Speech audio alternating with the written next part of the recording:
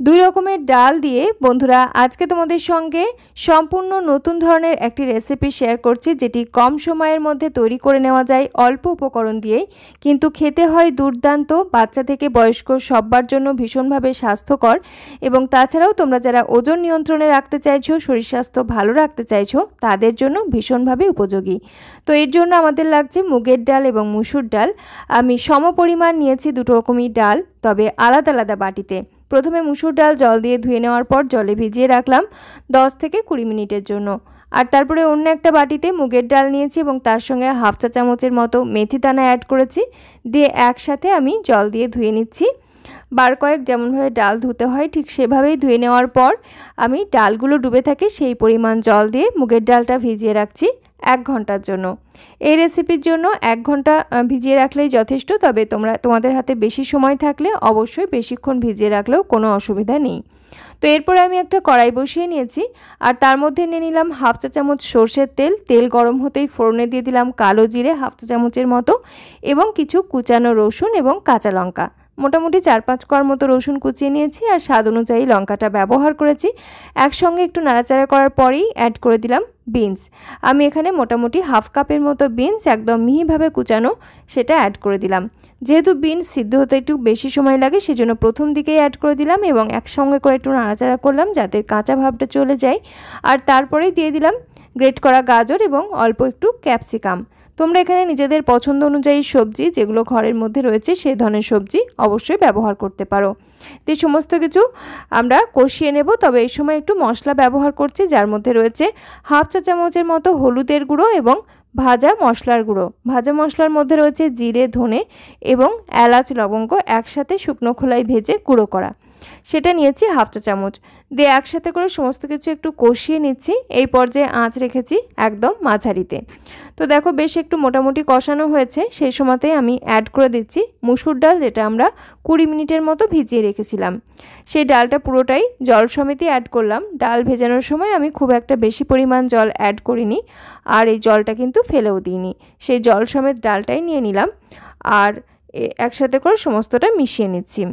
যেহেতু মুসুর ডাল সিদ্ধ হতে খুব একটা বেশি সময় লাগে না, সেজন্য আমি প্রথম পর্যায়ে কিন্তু লবণটা অ্যাড করছি না, কারণ লবণ অ্যাড করলে ডাল সিদ্ধ হতে একটু বেশি সময় লাগবে। তো যাই হোক, আমি সমস্ত কিছু একবার একটু মিশিয়ে নিলাম এবং এই পর্যায়ে আমরা অল্প একটু জল অ্যাড করব। মোটামুটি 1/4 কাপের মতো জল আমরা এই পর্যায়ে অ্যাড করছি, এবং ডাল সিদ্ধ হওয়ার জন্য আজ একদম লোয়ের দিকে করে ঢাকনা বন্ধ করে বসিয়ে রাখবো। বন্ধুরা দেখছো সিম্পল কুইজিন বাংলা, আমি আলেয়া। আমাদের চ্যানেল সিম্পল কুইজিন বাংলায় তোমাদের সবাইকে জানাই অনেক অনেক স্বাগত। আমি কিন্তু প্রতিনিয়তই স্বাস্থ্যকর রেসিপি শেয়ার করে থাকি, যেগুলো বাচ্চা থেকে বয়স্ক সব বয়সের মানুষের জন্য ভীষণভাবে স্বাস্থ্যোপযোগী হওয়ার পাশাপাশি তোমরা যারা ওজন নিয়ন্ত্রণে রাখতে চাইছো তাদের জন্য ভীষণই উপযোগী হয়ে থাকে। এই ধরনের স্বাস্থ্যকর রেসিপির সন্ধান পেতে চাইলে অবশ্যই চ্যানেলটি সাবস্ক্রাইব করে পাশে থাকা বেল আইকনটা অল করে রেখো। তো এদিকে দেখো 1 ঘন্টা জলে ভিজিয়ে রাখার পর মুগের ডালটা আমি ভালোভাবে জলটা ঝরিয়ে নিয়েছি এরকম একটা স্ট্রেনারের মধ্যে নিয়ে, তারপরে একটা গ্রাইন্ডার জারের মধ্যে ডালটাকে নিয়ে নিচ্ছি। আর ওই যে মেথি দানাগুলো ছিল সেগুলোও কিন্তু এর সঙ্গেই রয়েছে। একই সাথে অ্যাড করে দিলাম 2 টেবিল চামচ মতো সুজি, এবং তার সাথে হাফ চা চামচ গোটা জিরে, 2টো কাঁচা লঙ্কা। এই কাঁচা লঙ্কার পরিমাণটা নিজের স্বাদ অনুযায়ী তোমরা কম বেশি করে নেবে, এবং তার সাথে দিয়ে দিলাম 1 চা চামচ আদা। এবার এই সমস্ত কিছু একসাথে ব্লেন্ড করে নেব। ব্লেন্ড করার জন্য এই পর্যায়ে কিন্তু আমি জল অ্যাড করিনি। একটু ঘুরিয়ে নেওয়ার পর যখন দেখছি অসুবিধা হচ্ছে সেই সময় 2 চামচ জল অ্যাড করেছি এবং বেশ ভালো করে ব্লেন্ড করে নিয়েছি। তবে এই সময় যদি সামান্য একটু দানা দানা থাকে তেমন একটা অসুবিধা নেই। পুরো মিশ্রণটাকে আমি একটি মিক্সিং বোলের মধ্যে নিয়ে নিলাম, এবং এর সঙ্গে আরও 2 চামচ মতো জল গ্রাইন্ডারের জারটা ধুয়ে অ্যাড করে দিলাম। সাথে দিয়ে দিচ্ছি পরিমাণ মতো লবণ, 1/4 টিস্পুন পিঙ্ক সল্ট এখানে আমি ব্যবহার করেছি। তারপরে সমস্ত কিছু একসাথে খুব ভালো করে ফেটিয়ে মিশিয়ে নিচ্ছি।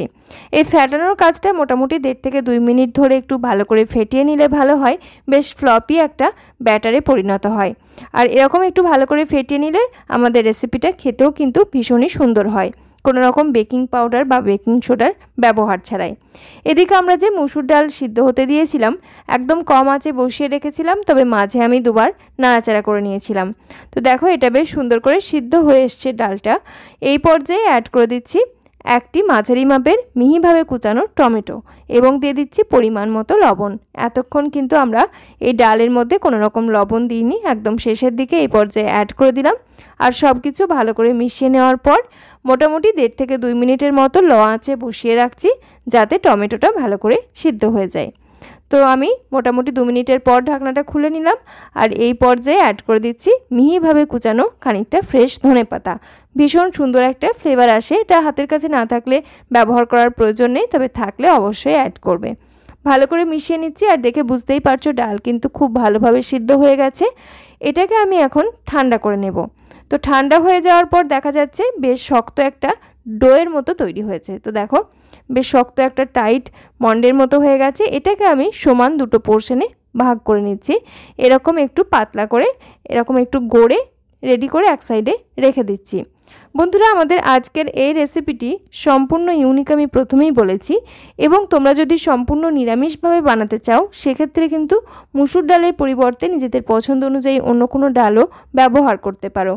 আর এটা কিন্তু এতটাই সুস্বাদু হয়, বাচ্চাদেরকে যদি একদিন বানিয়ে দাও ওরা কিন্তু দ্বিতীয় দিন আবার বানিয়ে দেওয়ার বায়না করবে। তাই এরকম একটা সুস্বাদু এবং স্বাস্থ্যকর রেসিপি আমাদের জানা থাকলে লাঞ্চ বক্সের জন্য আমরা কিন্তু পাল্টে পাল্টে বানিয়ে দিতে পারি, এমনকি বিকেল বা সকালের টিফিনের জন্য একদম অ্যাপ্রোপ্রিয়েট।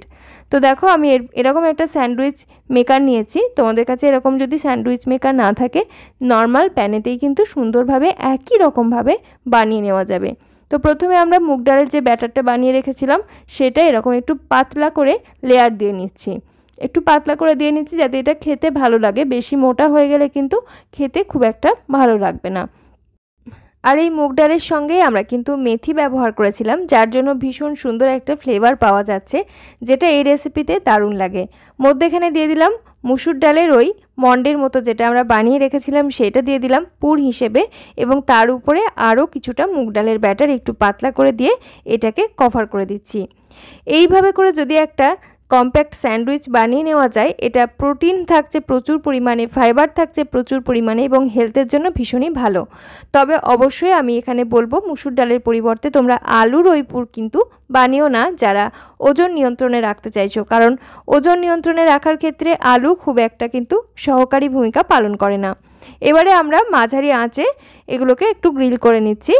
মোটামুটি একটা সাইড 2 মিনিট করে সেঁকে নিলেই খুব সুন্দরভাবে হয়ে যায়, তার থেকে বেশি সময় রাখলে কিন্তু পুড়েও যেতে পারে।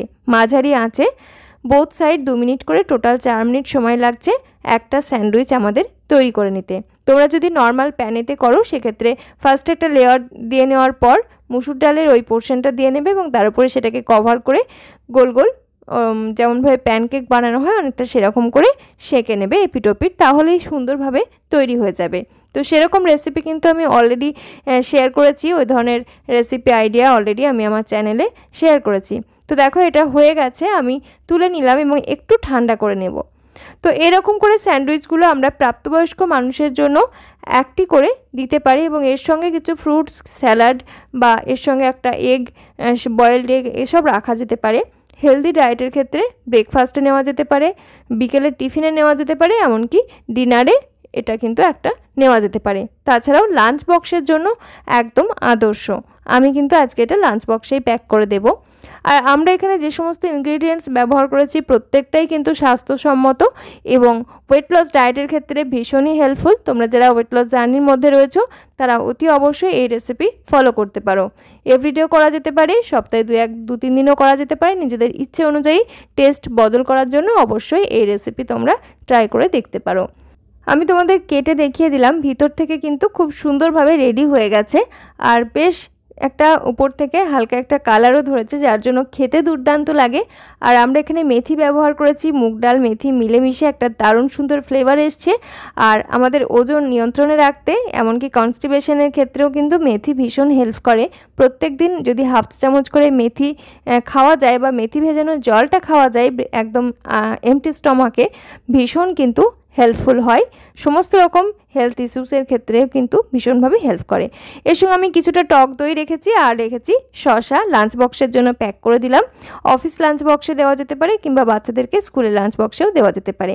আমার আজকের এই রেসিপি তোমাদের কেমন লাগলো অবশ্যই জানিও। ভালো লাগলে চ্যানেলটি সাবস্ক্রাইব করে পাশে থাকা বেল আইকনটা অল করে সঙ্গে থেকো। আজকের মতো এখানেই বিদায় নিচ্ছি, ফিরে আসছি খুব তাড়াতাড়ি পরবর্তী নতুন কোনো স্বাস্থ্যকর রেসিপি নিয়ে। সকলে ভালো থেকো, সুস্থ থেকো, ধন্যবাদ।